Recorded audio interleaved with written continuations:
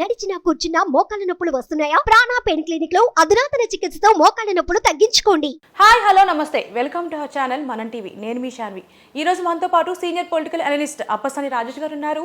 ఈయనతో మాట్లాడి ప్రస్తుత రాజకీయాల గురించి తెలుసుకుందాం. హాయ్ సార్, నమస్తే. నమస్తే సార్, ఇప్పుడు మన ఏపీలో చూసుకుంటే బుగ్గన రాజేంద్రనాథ్ రెడ్డి గారు ఒక ప్రెస్ మీట్ పెట్టి రీసెంట్గా మన చంద్రబాబు నాయుడు గారు నంద్యాలలో వెళ్ళిన పర్యటన గురించి మాట్లాడుతూ అసలు ఏపీలో అప్పులకి కారణమే చంద్రబాబు నాయుడు గారు అని చెప్పి కొన్ని వ్యాఖ్యలు చేశారు. దాని గురించి మీరేం చెప్తారు? అంటే బుగ్గన రాజేంద్రనాథ్ రెడ్డి గారిని ఆయన పేరు ప్రస్తావనకు రాగానే ప్రజలకి ఇంకొక టైటిల్ కూడా గుర్తుకొస్తుంది, హైలీ రెస్పెక్టెడ్ బుగ్గన గారు. ఎందుకనంటే ఆయన అసెంబ్లీ వేదికగా కియా ప్లాంటు తెలుగుదేశం ప్రభుత్వ హయాంలో కాదు ఏర్పాటైంది, చంద్రబాబు నాయుడు గారి చొరవతో కాదు అది ఏర్పాటైంది. అప్పుడెప్పుడో రాజశేఖర రెడ్డి గారు కొరియా ప్రతినిధులతో మాట్లాడినందుకు మేము ఇవాళ ఆంధ్రప్రదేశ్లో ఎస్టాబ్లిష్ చేయాలని చెప్పి నిర్ణయం తీసుకున్నాము అని చెప్పని కియా యాజమాన్యం మాకు లేఖ రాసింది అని చెప్పని 2019 తర్వాత అధికారంలోకి వచ్చిన జగన్మోహన్ రెడ్డి గారి ప్రభుత్వ హయాంలో అసెంబ్లీలో ఒక లేఖ చదివి వినిపించారు. ఓకే, దాంట్లో మెన్షన్ చేశారనమాట, dear honourable chief minister Jaganmohan Reddy గారు అంటూ హైలీ రెస్పెక్టెడ్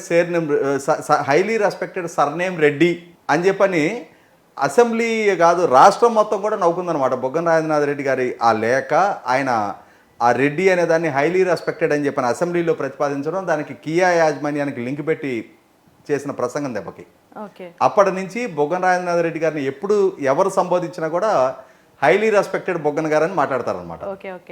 అటువంటి హైలీ రెస్పెక్టెడ్ బుగ్గన గారు మళ్ళీ ఈరోజు అటువంటి అంటే కియా యాజమాన్యపు లేఖ లాంటిదే ఇంకొక ప్రెస్ మీట్ ద్వారా ఇప్పుడు జనాలకు హాస్యాన్ని పంచుతూ ఉన్నారు.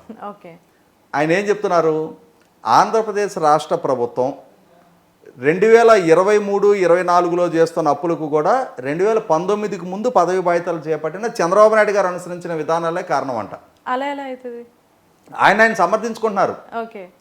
2019 ముందు ప్రజామోదం కాదు అని చెప్పని ప్రజలకు అనుకూలంగా ప్రజల మనసు ఎరగలేదు అని చెప్పని తెలుగుదేశం ప్రభుత్వాన్ని ఓడించారు. ఆ రోజు వాళ్ళకన్నా మేము మెరుగ్గా పరిపాలిస్తామని కదా మీకు అవకాశం ఇచ్చింది ప్రజలు. ఆ రోజు అధికారంలో ఉన్న చంద్రబాబు నాయుడు గారిని తెలుగుదేశం పార్టీని ఓడించి 23 స్థానాలకు పరిమితం చేసి 175 స్థానాలు ఉన్న సభలో మీకు 151 స్థానాలతో అధికారం కట్టబెట్టారు. ఇవాళ మీ ప్రభుత్వ పాలనా హయం 4 సంవత్సరాల 7 నెలల 11 రోజులు పూర్తయిపోయింది. వాటికి ఇప్పటికీ ఇంకా మీరు మీ వైఫల్యాలకి, మీరు అభివృద్ధి చేయలేకపోవటానికి, రాష్ట్రం అప్పుల కుప్పగా మారటానికి, ఆర్థిక మంత్రిగా మీ నిర్వహణ లోపానికి, మీ అసమర్థతకి, మీ నిస్సహాయతకి అప్పుడెప్పుడో పరిపాలన చేసిన చంద్రబాబు నాయుడు గారి కారణం అని చెప్తుంటే మరి ప్రజలు దాన్ని చూసి నవ్వుకోవాలా? మీ అసమర్థతను చూసి ఇటువంటి వాళ్ళకా మనం పరిపాలన కట్టబెట్టింది అని చెప్పని ప్రజలు వాళ్ళ చెంప వాళ్లే వాయించుకోవాలో అర్థం కాని పరిస్థితి. ఆయన ఏం చెప్తున్నారు, గత ప్రభుత్వ హయాంలో కర్నూలు జిల్లాని అభివృద్ధి చేయడానికి రకరకాల ప్రణాళికలు ప్రకటించారు, కానీ అవి అమలు కాలేదు అని చెప్తున్నారు. అభివృద్ధి అనేది కంటిన్యూస్ ప్రాసెస్. ఆ ప్రభుత్వ హయాంలో కొన్ని కాన్సెప్టలైజ్ అవుతాయి, కొన్ని ఎగ్జిక్యూట్ అవుతాయి, వాటిని కొనసాగించాల్సిన బాధ్యత తర్వాత వచ్చిన ప్రభుత్వాల మీద ఆధారపడి ఉంటుంది. ఇవాళ మీరు పాలకులుగా ఉన్న రోజున ఆ ప్రభుత్వ హయాంలో అభివృద్ధి జరగలేదు అంటున్నారు. మీరు చేసిన అభివృద్ధి ఏంటి? మీరు ఆ ప్రభుత్వ హయాంలో సిమెంట్ ఇండస్ట్రీస్ క్లస్టర్ ఏర్పాటు చేయలేదు, ఒక ఇండస్ట్రీ గ్రౌండింగ్ అయింది, మా హయాంలో పూర్తయింది అంటున్నారు. సహజంగానే ఆ హయాంలో గ్రౌండింగ్ అయింది, దాని కన్స్ట్రక్షను యాక్టివిటీలోకి ఆపరేషన్లోకి రావడానికి టైం తీసుకుంటుంది.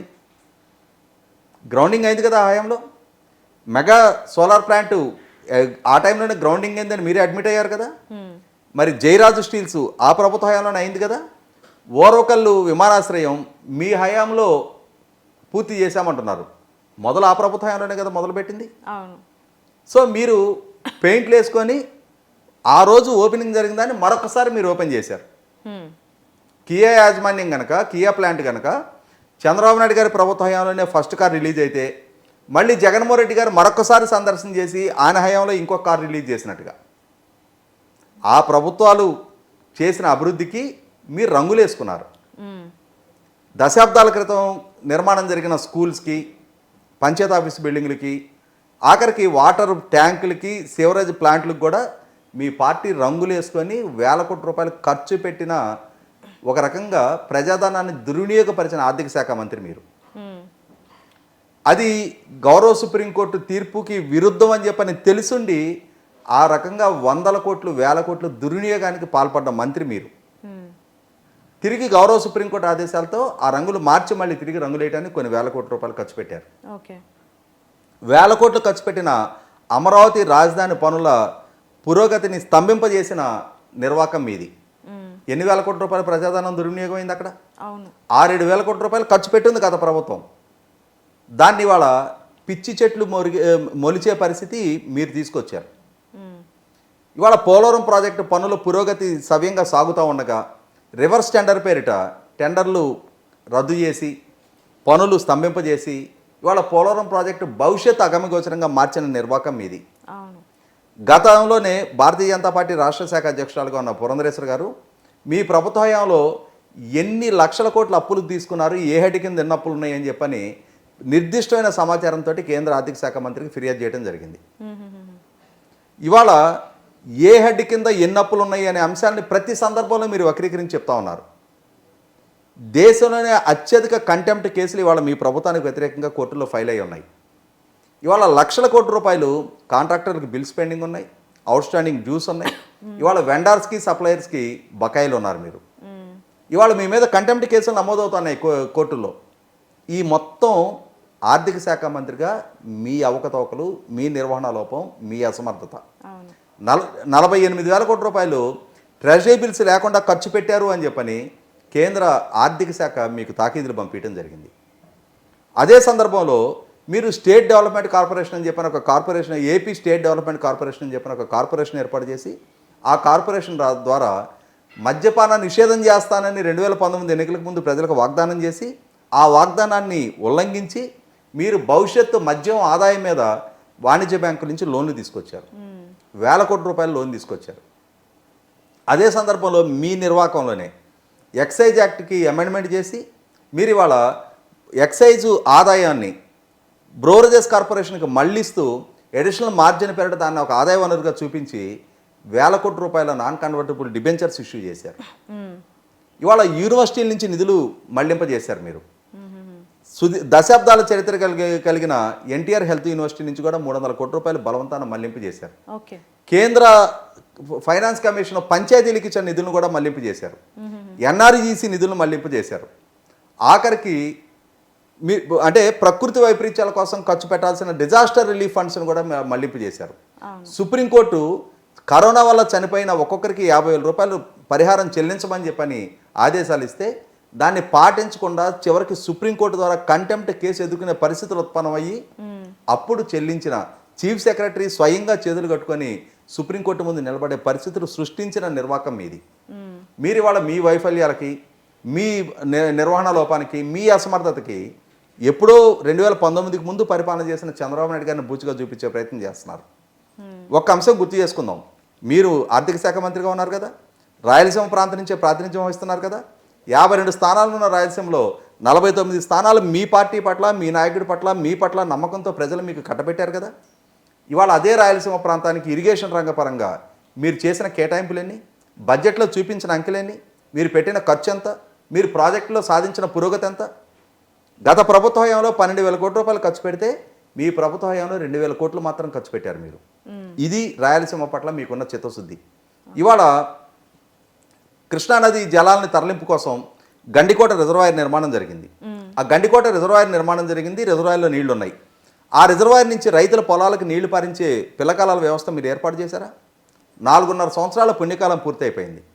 మీ ప్రభుత్వ హయాంలో ఇరిగేషన్ ప్రాజెక్టులకి కేటాయింపులు చేయని పర్యవసానం, డ్యాము రెగ్యులర్ మెయింటెనెన్స్ చేయని పర్యవసానం, గేట్లు ఆపరేషన్ ఫెయిల్ అయిన పర్యవసానం, ఇవాళ అన్నమయ్య ప్రాజెక్టు బ్రీచ్ అయ్యి జగన్మోహన్ రెడ్డి గారి సొంత జిల్లాలో 10ల సంఖ్యలో ప్రాణాలు కోల్పోయి గ్రామాలు తుడిచిపెట్టుకుపోయి వేల ఎకరాలు ఇవాళ ఇసుక మేటల్లో కప్పబడి ఉంటే 2 సంవత్సరాలు దాటిపోయినా ఇప్పటికి సహాయ పునరావాసాలు ఏర్పాటు చేశారా మీరు? మీ నిర్వహణ లోప కారణంగా, మీరు నిధులు కేటాయించిన కారణంగా పులిచింతల ప్రాజెక్టు గేటు కొట్టుకుపోవడం జరిగింది. గుళ్ళకమ్మ ప్రాజెక్టు గత సంవత్సరం ఒక గేటు కొట్టుకుపోయింది, ఈ సంవత్సరం ఇంకొక గేటు కొట్టుకుపోయింది. విలువైన టీఎంసీలు కొద్ది జలాలు ఖాళీ అయిపోయినాయి. ఇది మీ నిర్వహణ లోపం, మీ అసమర్థత. ఆర్థిక శాఖ మంత్రిగా మీ అసమర్థతను కప్పుకుపెట్టుకొని మిమ్మల్ని ప్రశ్నించిన ప్రతిపక్ష నాయకుల్ని, ప్రతిపక్షాలని అసత్యాలతోటి, మభ్యపెట్టే సమాచారంతో మసిపూసి మారేడికాయ చేస్తా ఇన్ని సంవత్సరాల కాలం గడుపుకుంటూ వచ్చారు. ఇంకొక 3 నెలల్లో ఎన్నికలు సమీపిస్తూ ఉన్నాయి. ఇంకొక 2 నెలల్లో ఎన్నికల నోటిఫికేషన్ రాబోతుంది.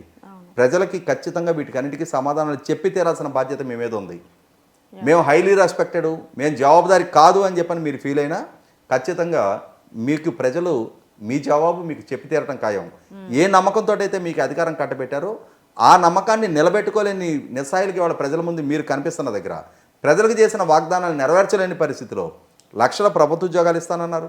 ఇవాళ మీరు ఆర్థిక శాఖ మంత్రిగా ఉండగానే చిరుద్యోగులు మొత్తం కూడా మాకు ఇచ్చిన వాగ్దానాలు నెరవేర్చండి అని చెప్పని మైక్ దొరికిన ప్రతి సందర్భంలో కూడా జగన్మోహన్ రెడ్డి గారు ఇది పెట్టుబడిదారులకి, పెత్తందారులకి, పేదలకి మధ్య జరగబోతున్న యుద్ధం, ఇది క్లాస్ వార్ అని చెప్పని సంబోధిస్తున్నారు.